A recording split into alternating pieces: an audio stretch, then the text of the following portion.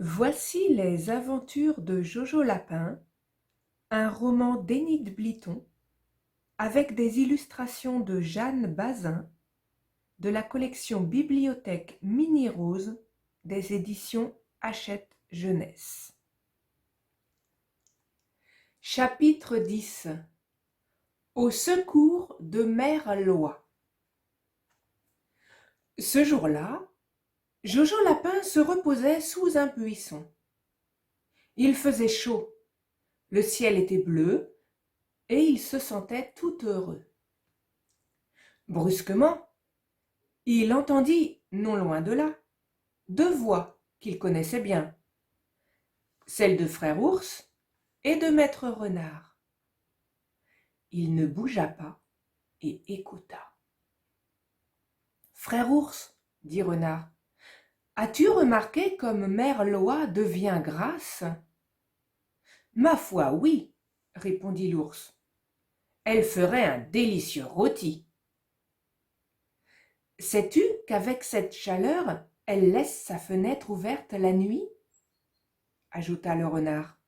« Il doit être facile de l'enlever. Écoute, voici ce que je te propose.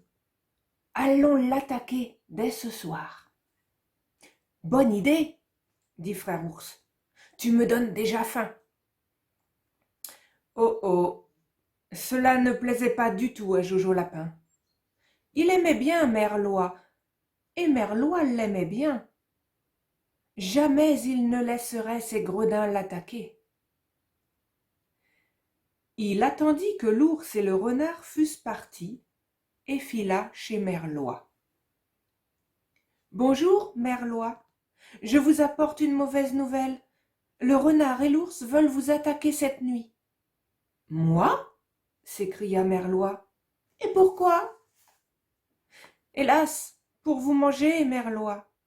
Mais n'ayez pas peur, je suis là. »« Merci, Jojo Lapin. Qu'allons-nous faire ? » ?»« Écoutez-moi, vous allez tout de suite vous rendre au village, chez votre sœur, et vous ne reviendrez que demain matin. Cette nuit, je me charge d'accueillir ces bandits. Je vous promets qu'après, ils vous laisseront en paix. » Aussitôt dit, aussitôt fait.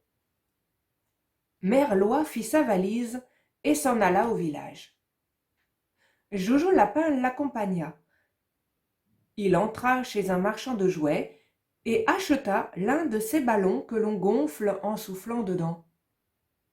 Il y en avait des rouges en forme de poisson, des roses en forme de petits cochons, des jaunes en forme de poussins, des noirs en forme de chats. Jojo Lapin en choisit un tout blanc en forme d'oiseau. Après quoi, il revint chez Mère Loi. Là, il gonfla le ballon blanc jusqu'à ce qu'il soit aussi gros que son ami. Il l'habilla d'une des chemises de nuit de Loi, brodées de fleurs de toutes les couleurs, et le porta dans la chambre. « Voilà qui est bien, se dit Jojo. Attachons-lui maintenant une ficelle autour du cou. Dès que je tirerai dessus, le ballon se mettra à bouger. Dans l'obscurité, le renard et l'ours croiront voir Mère Loi. Ils seront bien attrapés. » Tenant toujours la ficelle, Jojo Lapin ouvrit la fenêtre, se glissa sous le lit et attendit. Quelques minutes après, arrivèrent Maître Renard et Frère Ours, tout guillerets. Le renard était armé d'un gros bâton. L'ours portait sur son dos un grand sac. Tous deux risquèrent un œil curieux par la fenêtre. « Je vois Mère Loi en chemise de nuit, » chuchota le renard. « Elle ne va pas tarder à se coucher. »« Par mes babines, Frère Ours, regarde comme elle est grasse !» Sous le lit, Jojo Lapin l'entendit et eut un sourire malin. À lui de jouer maintenant.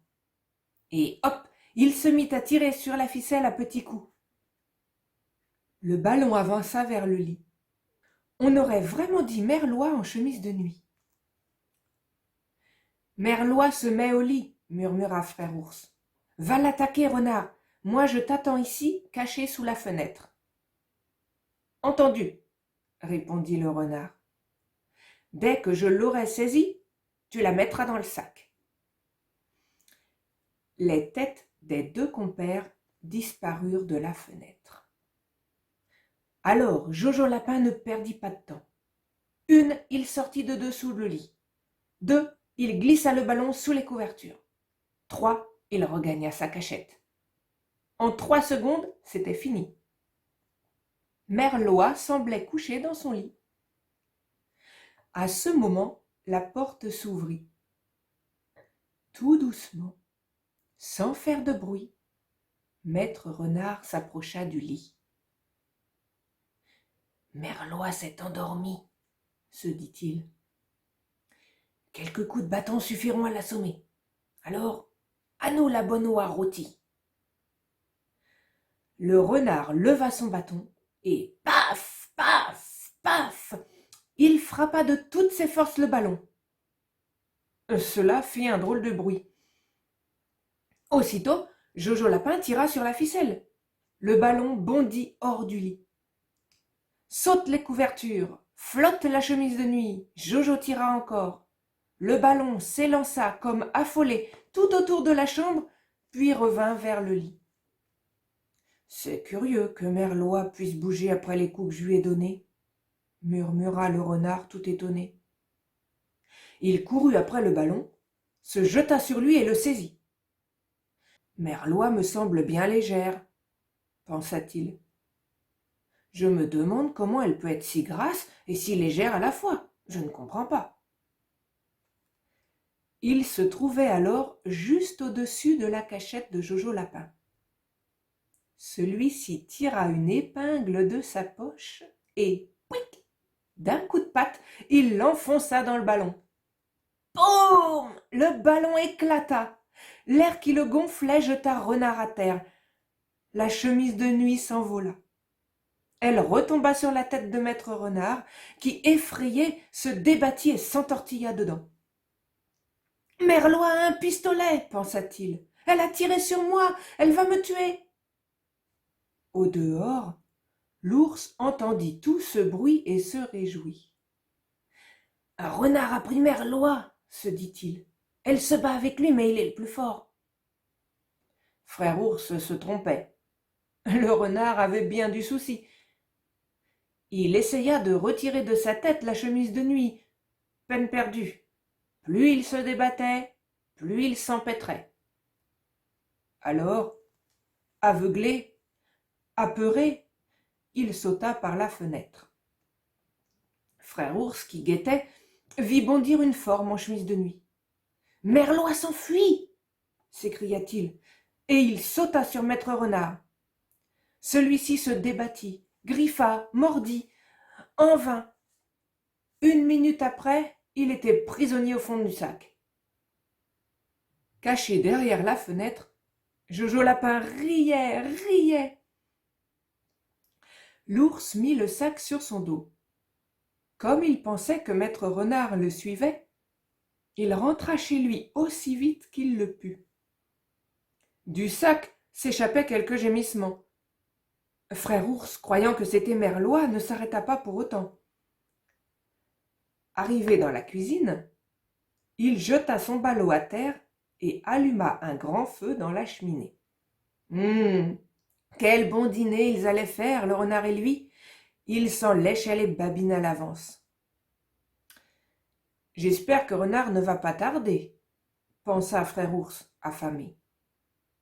Il ne tarda pas, en effet. Quand l'ours ouvrit le sac, il fut bien étonné. Il n'y trouva pas l'oie, mais le renard, entortillé dans la chemise de nuit à fleurs et à demi étouffé. « Renard, que fais-tu dans ce sac ?» s'exclama Frère Ours. « Je croyais avoir pris Merlois. »« Tu vois bien que c'est moi, » répondit Maître Renard en colère. « Merlois doit dormir chez elle en ce moment. »« Qu'est-ce que cela veut dire ?» demanda l'ours en ouvrant des yeux tout ronds. Cela veut dire qu'elle a un pistolet et que lorsque je l'ai attaquée, elle m'a tiré dessus. J'ai failli être blessé. En me défendant, je me suis empêtré dans sa chemise de nuit. Et tu as sauté par la fenêtre droit dans mon sac, poursuivit l'ours. Je comprends tout maintenant. Renard, Merlois est dangereuse. Il ne faudra plus l'attaquer. Elle pourrait nous tuer. Tu as raison, répondit le renard. J'ai eu bien trop peur pour recommencer. Les deux compères, déçus, se regardèrent. Leur bon dîner était manqué. Tant pis, au moins ils étaient en vie. Le lendemain, Merlois rentra chez elle. Jojo Lapin l'attendait, riant encore de la bonne farce qu'il avait jouée la veille au soir. « Soyez tranquille, Merlois, lui dit-il. Le renard et l'ours ne chercheront plus à vous assommer. Ils ont reçu une bonne leçon. Désormais, ils vous craindront. Ne me demandez pas pourquoi, c'est un secret. » Jojo Lapin disait vrai. Frère ours et maître renard ont toujours peur de Merlois et de son pistolet. Quand il la voit, il s'enfuit aussitôt à travers bois. Bon débarras. Et merci bien, Jojo Lapin. Fin du chapitre.